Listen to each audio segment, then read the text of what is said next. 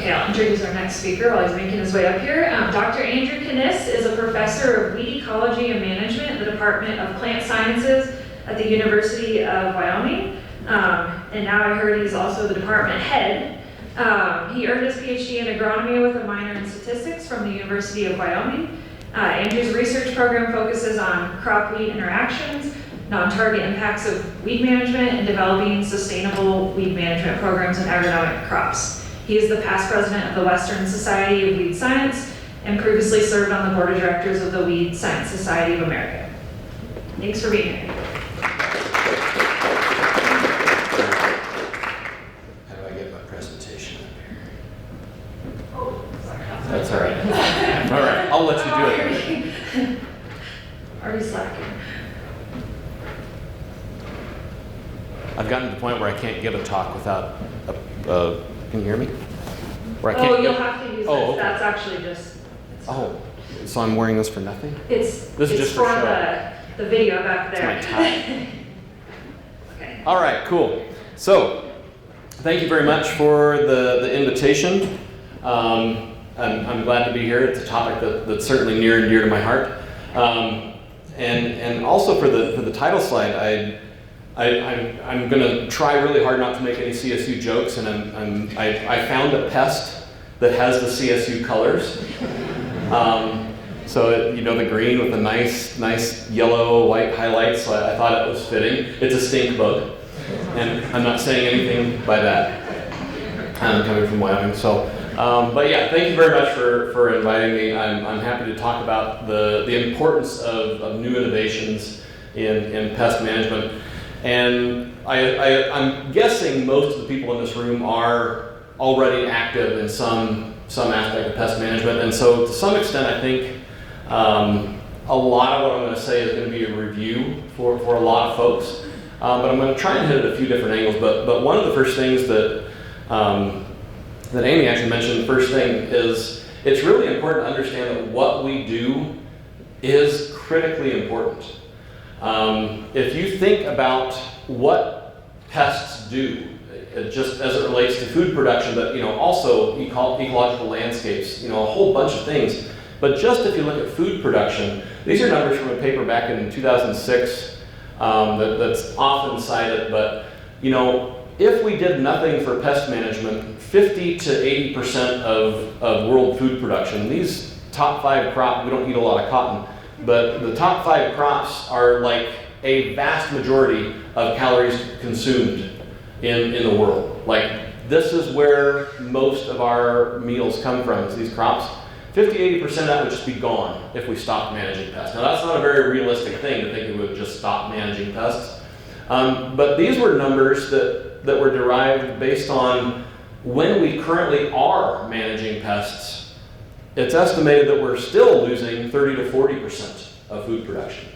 So again, as we talk about the future of feeding 9, 10 billion people, we talk about food waste as a way to do that, but I would argue that the food waste that is wasted before it ever leaves the field due to pests, the gap between what is potentially achievable and what is lost due to pests is one huge way that we could make up a good chunk of that number. Now, there's also a more recent paper just published actually earlier this year, and I just recently met one of the co-authors of this paper earlier last week, and they actually came up with numbers using a completely different method than that 2006 paper, and they actually came up with numbers that were similar but a little bit lower.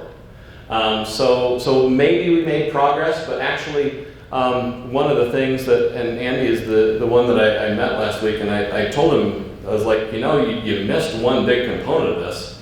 There's no weeds in this paper, which is very frustrating for me as a weed scientist. So that's probably why some of these numbers are at least a little bit lower, as they've just ignored weeds. To which I obviously let Andy know that those numbers are totally a giant waste. But because weed management is important. Some recent papers by the Weed Science Society of America, Weed Loss Committee, have shown that, again, this is just potential yield losses. This is not actual yield losses, but potential yield losses in some Colorado relevant crops here. 50 to 70% if we did nothing. So just uncontrolled weeds for corn and soybean, you could expect to lose half of the crop if we just stopped managing weeds. For dry beet and sugar beet, because they're a little bit less competitive with weeds, even more of that would be gone. So weeds are important, I promise. In fact, I love this quote. More energy is expended for the weeding of man's crops than for any other single human endeavor. I assume probably also for women's crops. And I have no idea if this is true, by the way. I don't think there's any way to know if this is true. But I think anyone who has spent time out in the fields weeding things, it's plausible. You know, even with the additional technology that we've developed to manage weeds, I think this is probably a very plausible statement. Some of you may know Dr. Westra. George Beck sent me this photo a while back, and I use it in my class a lot to show, you know, why weeds are such a problem. Look at that root system. So this is, legend has it, I don't know how long ago this photo is from, but this is the result of 1 year of production from seed. So this is one growing season, the amount of roots that Canada thistle produced in one growing season. Pretty impressive, if you ask me.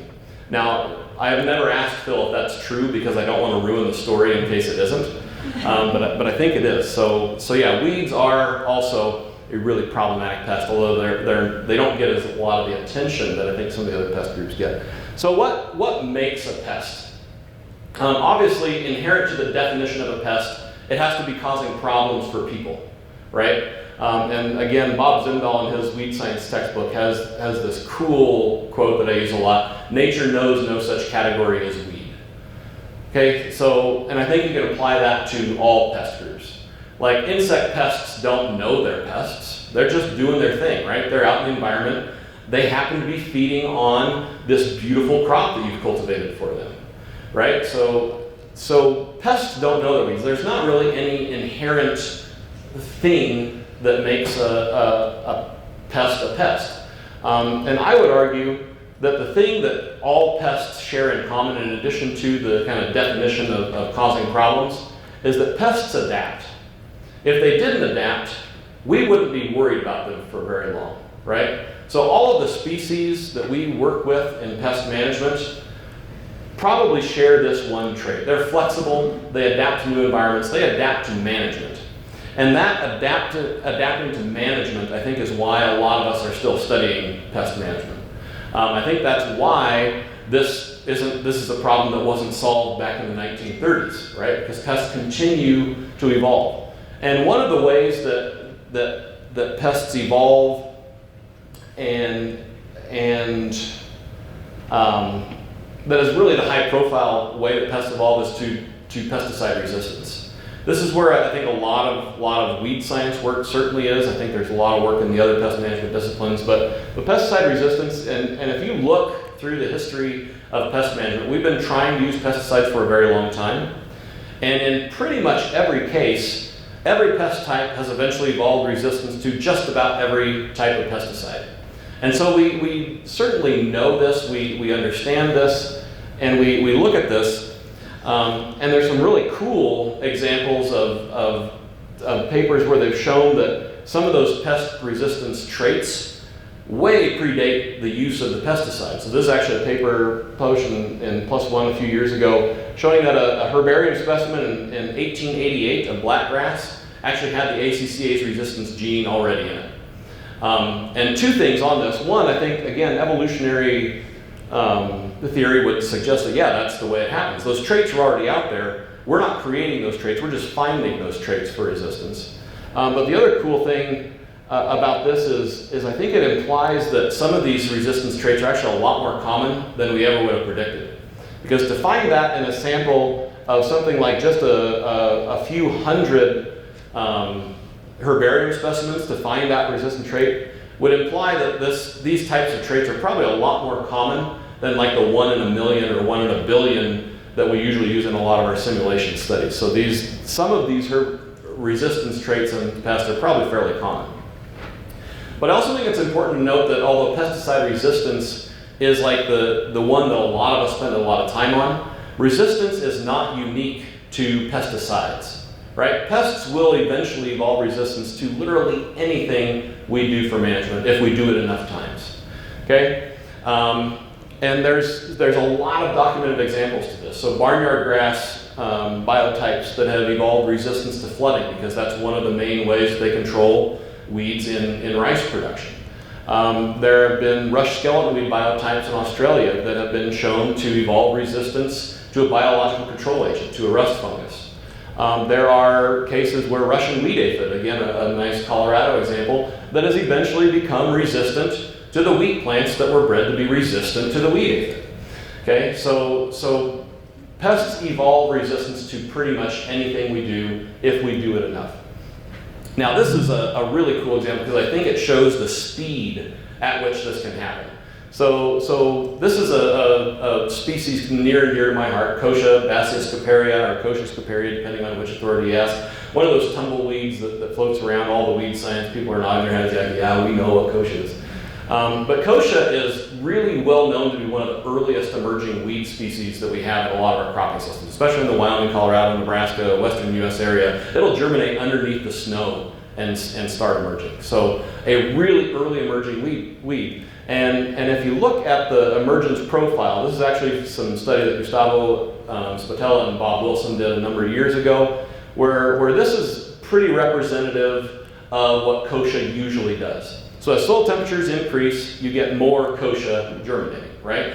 But in this population, which is pretty typical, by the time soil temperatures reached about 20 degrees C, whoa! There we go. About 80% of that Kochia population had emerged.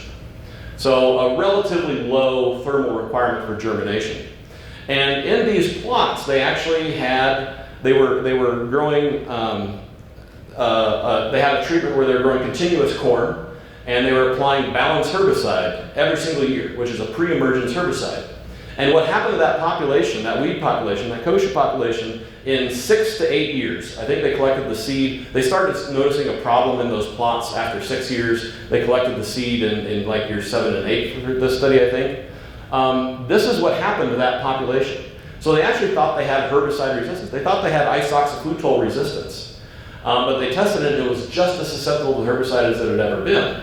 What they had done is they actually shifted that Kochia population, again in just like 6 to 8 generations, to a population that is almost unrecognizable in terms of its thermal requirements for germination. Here, where we would normally have almost all of the Kochia germinated by the time soil temps reached 20 to 25 degrees, they now had shifted that population to where the Kochia would not even start germinating until soil temps had reached 20 to 25 degrees Celsius.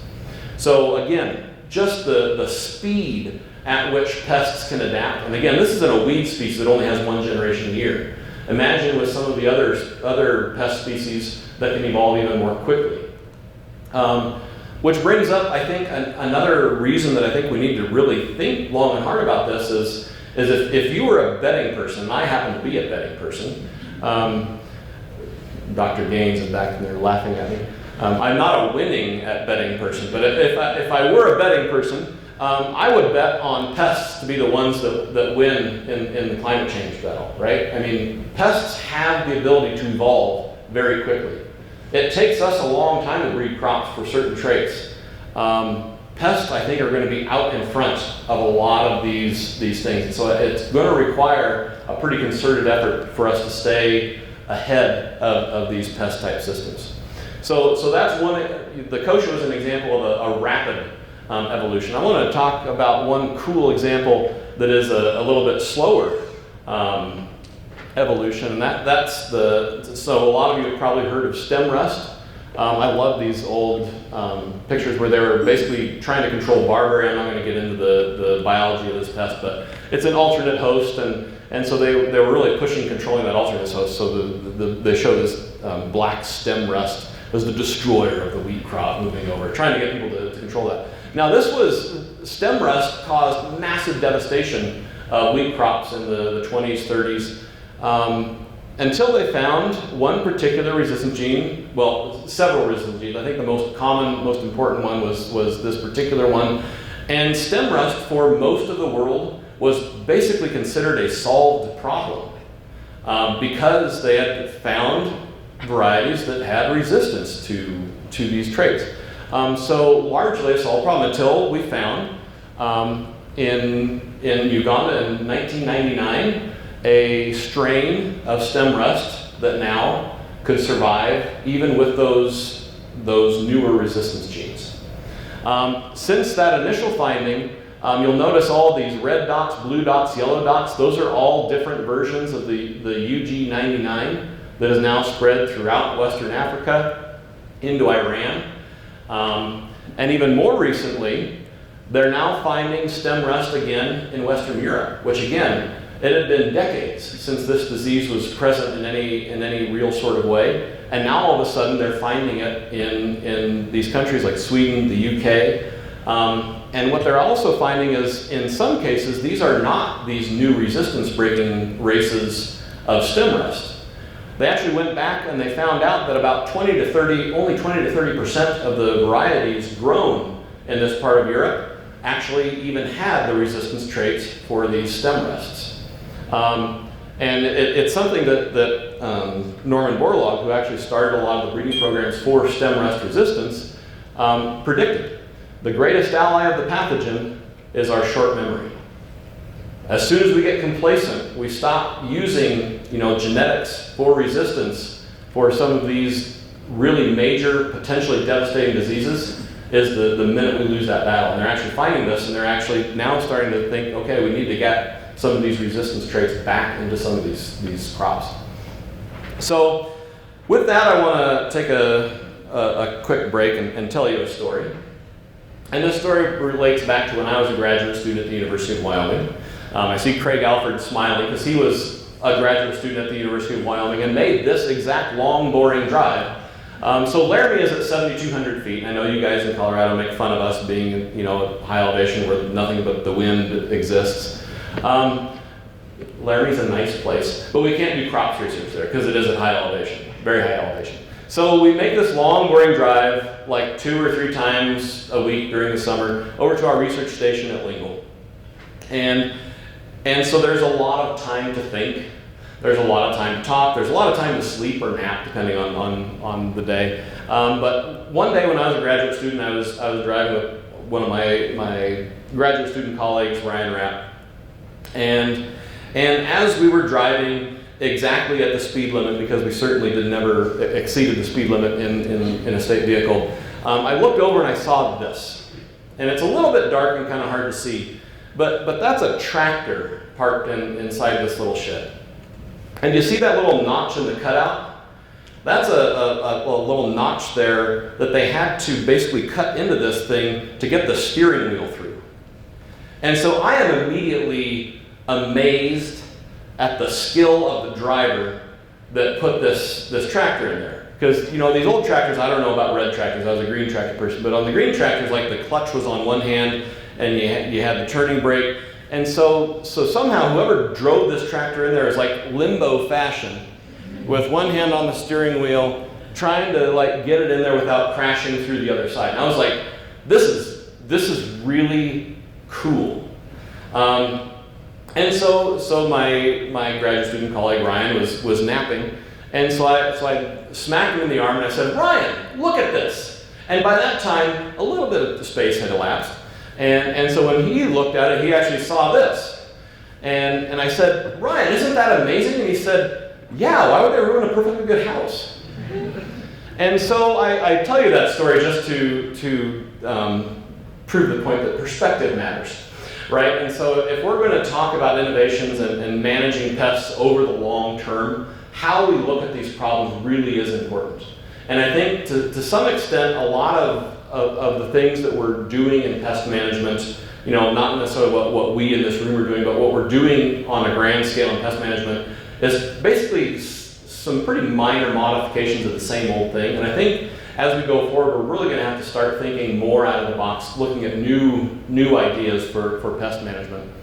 And I think there's a lot of really cool stuff going on that we're just kind of at the beginning of some of these really new, cool innovations. And this is just a slide that I use in introductory pest management class when we talk about some of the cool new stuff that's going on, because there are a lot of really cool stuff.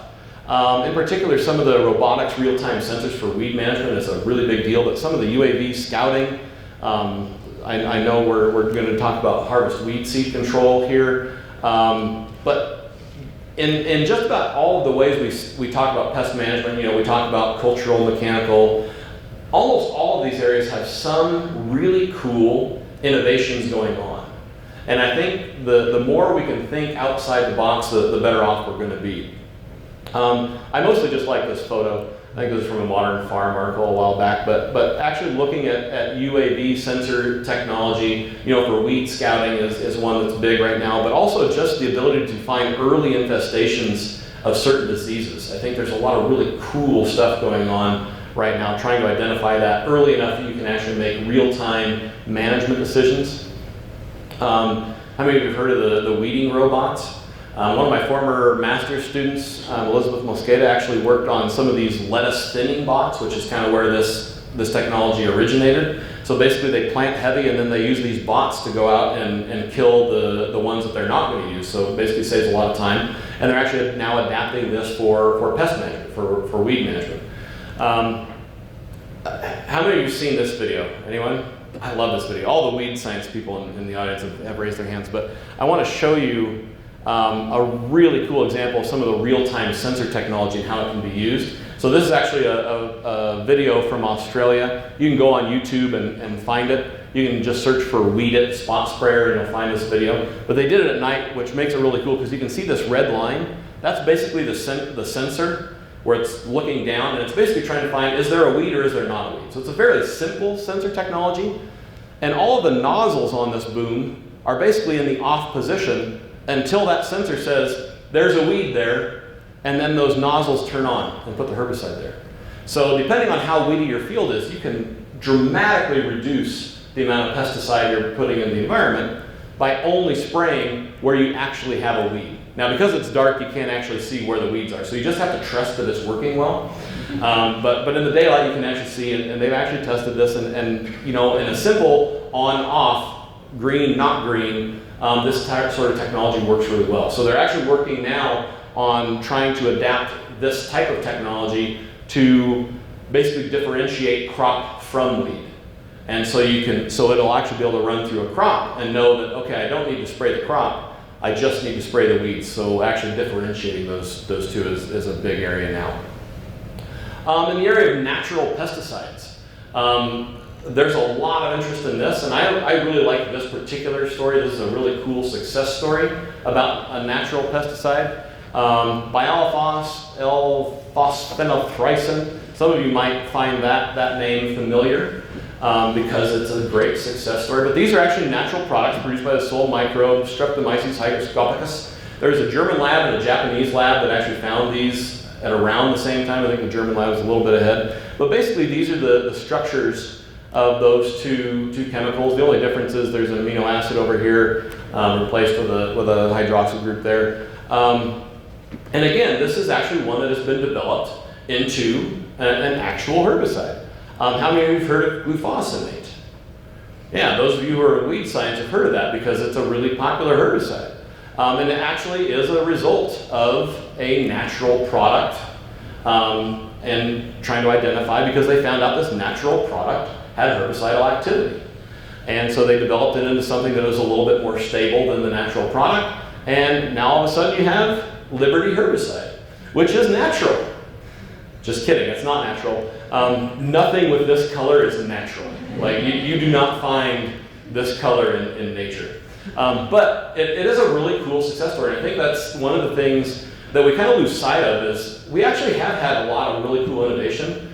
And especially in the pesticide realm, I think we have a tendency to kind of neglect or forget the cool innovations that have gone on in the world of pesticides, because glufosinate is a really cool story, but it's not the only one. There's actually quite a few pesticides that have been developed from natural type screening processes. So mesotrione, legend has it that it was someone found a callistemon species that nothing grew around.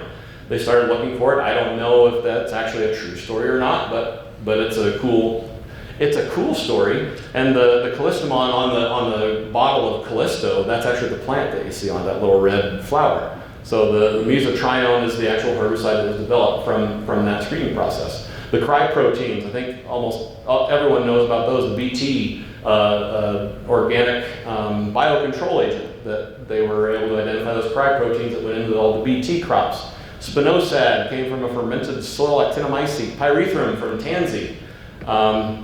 The strobilurin fungicides were originally identified as basidiomyces on decaying wood. Rotenone from the seeds and roots of certain legumes. So again, natural products. Now, it's important to know that natural doesn't mean safe.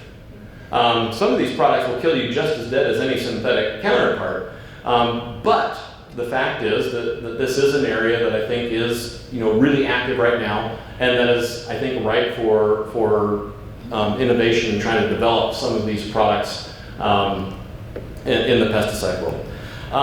In terms of biotechnology, I know there's a lot of really cool talks that I'm not going to try to get into the nuts and bolts because I don't really understand it. I'm bad at genetics.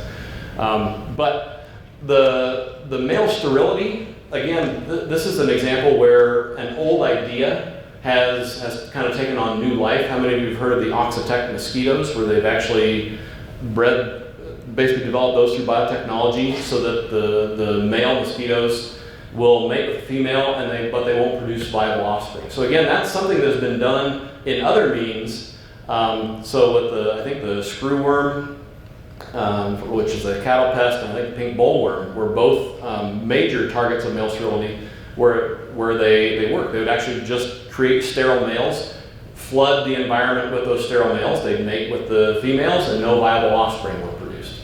Now, this idea, they used to do it with radiation. That's hard to do with mosquitoes, because the way this works is you basically shoot enough radiation into the males that it fries their gonads, but they still go out and mate, which sounds awful. But for mosquitoes, that doesn't work, because if you fry a mosquito's gonads, you also get too much radiation for it to really do anything. And so it basically creates these really weak mosquitoes that can't go out and mate, because you need the males to be able to actually go out and mate for this to work. So through biotechnology, they've actually developed a very similar strategy has been used successfully in the past, but in something that actually works. Another really cool example from the UK in barley, where they actually found that barley, a lot of plants actually have a pathway that is very similar to those in aphids that produce an alarm pheromone. And the alarm pheromone basically tells the other aphids, hey, I just got squashed, run away. Or not squashed, but basically it scares all the other critters away. And so they actually modified these barley plants to express this alarm pheromone. And it worked great in the lab. They actually had a huge reduction in aphids that would come to these barley plants in the lab. And they took it into the field, and it failed spectacularly. So again, not everything works, but just the concept of being able to use what we know about insect biology in order to use that for pest management is a really cool idea and concept that I think has a lot of potential going forward. And I'm going to end just on one that I think is absolutely fascinating, that relates a little bit to some of the work we're doing in my group, but just the concept that plants and other organisms, when you stress them, that can cause changes that are sometimes heritable. And just the potential of this for say, site-adapted seed, producing plants in the area under the types of stresses that the seed that you're going to planting in actually experiences, which sounds weird, but there's actually a fairly large body of literature looking at this exact concept, where you actually take a look, where you expose a parent plant to some sort of a pest, and they've shown this with pathogens, they've shown this with insect pests, they've not yet shown this with weeds. We're starting to try some of this with weeds. But basically that parent plant then ends up producing seed that produces, the defense phenotype is described in this, but basically it produces more of those defense compounds, or something that either deters that same pest that the parent plant was exposed to, or makes it more tolerant of that parent plant. So some, I think, really cool examples. And again, this is not science fiction anymore. There's actually some examples where they've shown this to work. Now, trying to figure out exactly how it works and how you can use that in a breeding program, I think there's still a lot of work to be done, but a lot of cool stuff yet to be done. So I will just end on this note. I have no idea if I'm on time or not. I think I might be fairly close. But as I think about the future of pest management, I think it is a space that is ripe for innovation. I think we need to continue innovating. And I don't mean that means we need to come up with totally off-the-wall ideas. I think some off-the-wall ideas are definitely good. But I think, talking about how we can develop, better, safer pesticides, better, safer crop varieties, more resilient ecosystems. I think all of these areas are things that we need to think about. And if we're going to get there, I think we do need to think very non-traditionally about who we need to involve in this. A lot of us have been working in pests for a while. I think if we're going to be successful, we need to make sure we're engaging, the engineering folks that are working on the computer engineering, the AI, the machine learning, the sensor technology. We need those people. We need the economists to say, is this even realistic? We need computer science, the sociologists to tell us, this is not going to work in this culture unless you do X, Y, Z. So really thinking broadly about who needs to be involved. Now, I know a lot of us in this room are currently working in pest management, but I would strongly encourage you to, as was mentioned earlier this morning, talk about what you do to other people from diverse disciplines. Talk to the mathematicians, talk to the comparative literature folks. Get people involved in what we do, because a lot of I believe a lot of the best ideas for how we're going to manage pests are probably going to come from people that don't have the similar backgrounds that we do. I think it's going to come, some of these cool ideas are probably going to come from people who don't think the same way that we do. So I would encourage you to talk about what you do, but I'm also really interested to hear what else is said today, because I think there's going to be a lot of stuff that touches on almost every one of these disciplines as we go through today's symposium. So with that, again, I just want to say thanks again for inviting me down. And I will say, I didn't put that there. I have no idea how that got there, but I did leave the bronze Buddha in Laramie. So for those of you that want to come visit it, you're welcome. Thank you.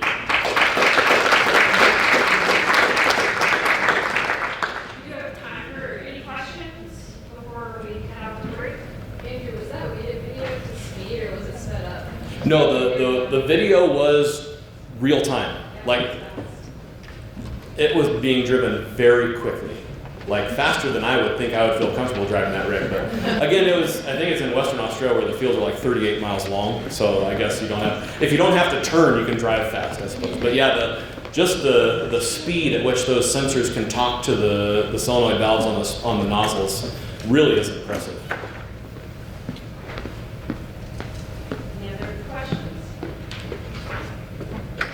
Thank you. Okay, so we have a break time, and we'll start back in here promptly at 10. I think there's some beverages, still some snacks left from breakfast. Restrooms are out to the left, somewhere that way.